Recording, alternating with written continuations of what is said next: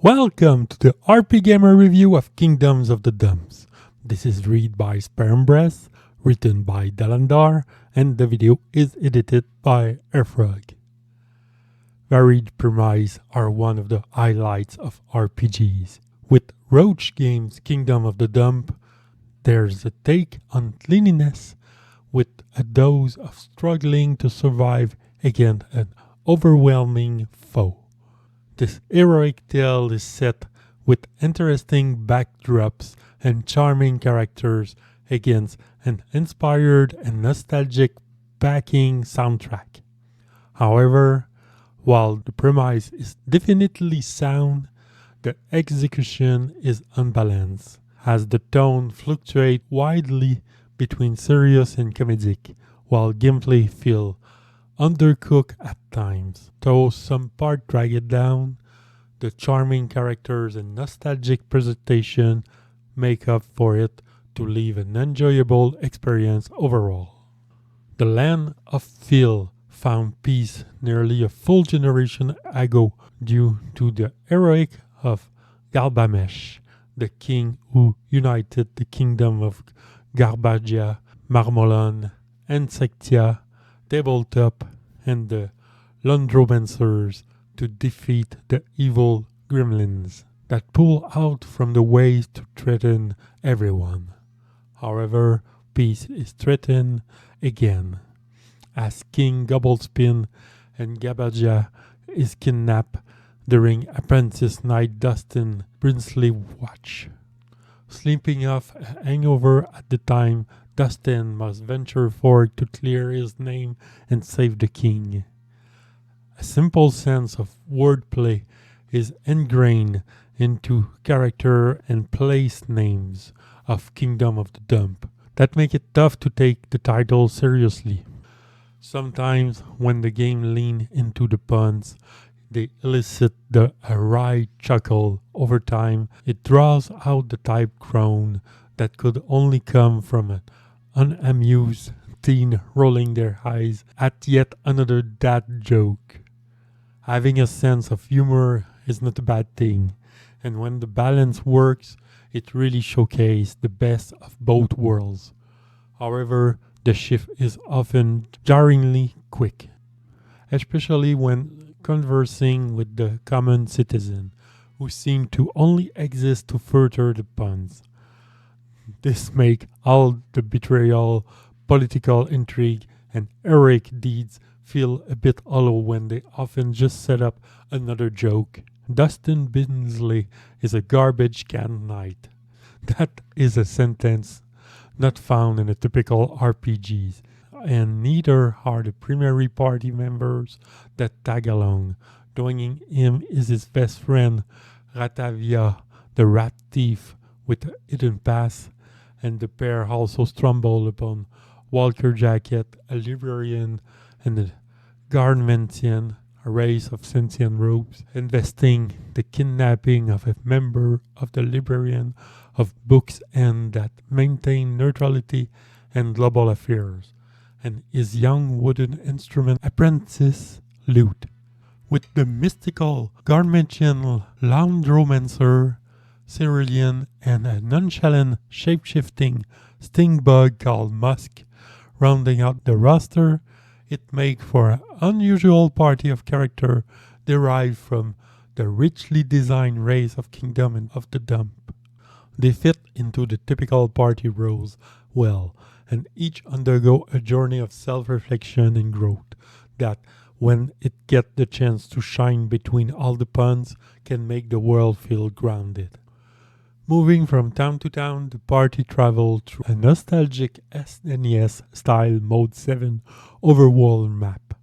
This overworld shines and how it captures the past so eloquently. True, there are still some bugs, with areas that look like they could be traveled, ending up being hidden walls, including colorful entry point that goes nowhere. There isn't any combat during this traversal, so players can just move around looking for treasure chests, or if they are lucky, an hidden area. Most of these areas go to side quests or quick spot with treasure, but sometimes players can gain access to the dungeon before intended and bypass part of the story. The dungeon of Kingdom of the Dumb consists of interconnected isometric set pieces containing visible encounters, obstacles to get past, and platform to jump between. When progression focuses on their character specific abilities, overcoming these obstacles can be fun.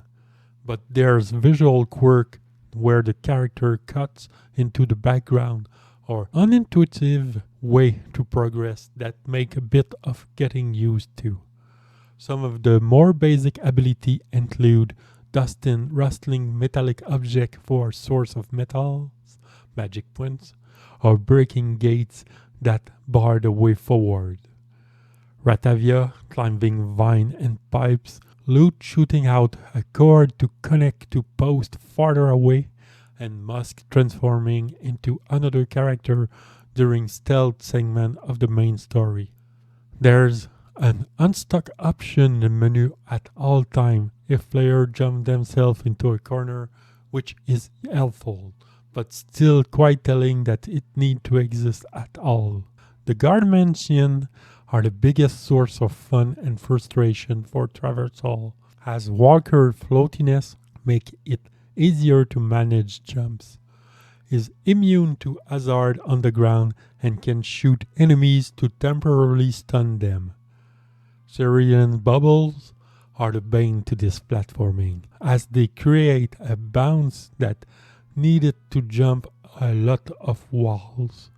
The basic jumps are easy, but stacking them close together or pushing one out of time a bounce to another platform is just an exercise in frustration to those uninitiated with platforming. Since every platform is at an angle and jump are not always in a straight line, there can be a lot of trial and error trying to master it. Kingdom of the Dumb utilize a 3-member active party, occasionally joined by a computer-controlled guest. Guests act as an additional meat shield to soak up damage while the party does the real fighting.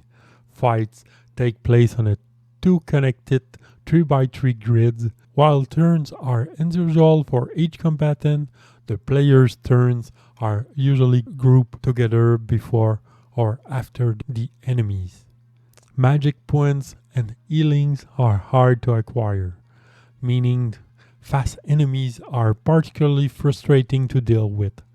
Time press of the action button when attacking or defending grants some slight benefit that grow throughout the game. Typically though, it's just a bit of extra damage or in the case of defending, an occasional miss. Getting the timing down take a few tries and if successful is signified by a wow on screen. Position affect combat. Being on the front line result in more damage compared to the middle of back row, though this aspect rarely changes the trajectory of a fight, where positioning in combat does become a more significant factor is in avoiding debuffs, which affect the square and not the character. If the tile underneath turn into water, oil, or mold, players should use the free move action to shift off that title immediately to avoid danger, such as water being stuck with lighting to cause extra damage. Players have harder time using this to their advantage, as enemies just wander around every turn, so it's hard to tie them down to make it worthwhile. Mold titles, particularly Confusion Mold, feel broken. While in a confused state, any action is available, including wasting the shared magic pull point. Even if the character breaks the confusion, as long as the mold is on the title, they will just start the next turn confused again anyway. Both the time button and movement mechanics keep the player engaged in each fight, but eventually Combat quickly becomes routine and formulaic. The only time this is shaken up is with party member bowling point skill. Taking damage or using an item are the only way each character's boil bar fills. When max, the attack prompt is replaced with bowling point, which give a strong ability that follow its own input mechanic. For example, Dustin has to rapidly press the directional pad to get the most out of his attack. The party utilizes metals as share magic point for using special characters' abilities. Unfortunately, there's only 3 ways to regain metal once they are used. The first is from Dustin rustling giant nails and screws found in dungeon. The second is from rare items. And the third is from one of the 2 characters that can MP drain with one of their abilities. Draining end up used frequently to make sure healing spells are available due to no regular source of healing items, and to make magic users retain their usefulness. Luckily, the return on the drain is more than that used by a single spell, allowing players to develop a routine. Ultimately, there are a lot of interesting aspects to the combat system that do not get full utilization in a worthwhile way, making it feel like busy work to accomplish something normal instead of something special. The landfills are colorful and interesting to behold, from the landfill of Garbagia and the desert of Insectia to the pillowy cloud that the Landromancer inhabit and the wooden section of the tabletop. Every town and dungeon has lovely backdrops. The expressive character design are fun to see move around. Fight again, and yes, even use in platforming if the spot isn't too difficult. The soundtrack is expansive, filled with tracks that follow a sense of playfulness that tie them to the wonderfully weird world. And a few are homage to classic tracks from the SNES era that bring a smile when they pipe in. 2 of the constant, the battle themes and flight music stand out, with the fanfare from the heightening trumpet, sync, and entire orchestra combining into a delightful symphony. Kingdom of the Dome display plenty of effort and ideas stemming from a unique premise. Combat tries something new, but ultimately feel like a complicated way of doing something routine, and the platforming bugs can irritate quickly. However, the heartwarming and remarkably designed party members and its world with something new to see around every corner make that irritation disappear quickly. Tone shift between joke that don't always land and serious stakes of world-altering proportion make the story feel disjointed to be a win. But the passion is clear, and there is still enough quaint charm to give this quirky title a worthwhile look. RPGamer give Kingdom of the Dome 3 out of 5. For more detail, hit up the link in the description below. For more video content, subscribe to the channel. Follow us on Twitch for daily stream of your favorite RPGs. Join on the discussion at rpgamer.com on Discord. And for the latest in RPG news, head over to rpgamer.com.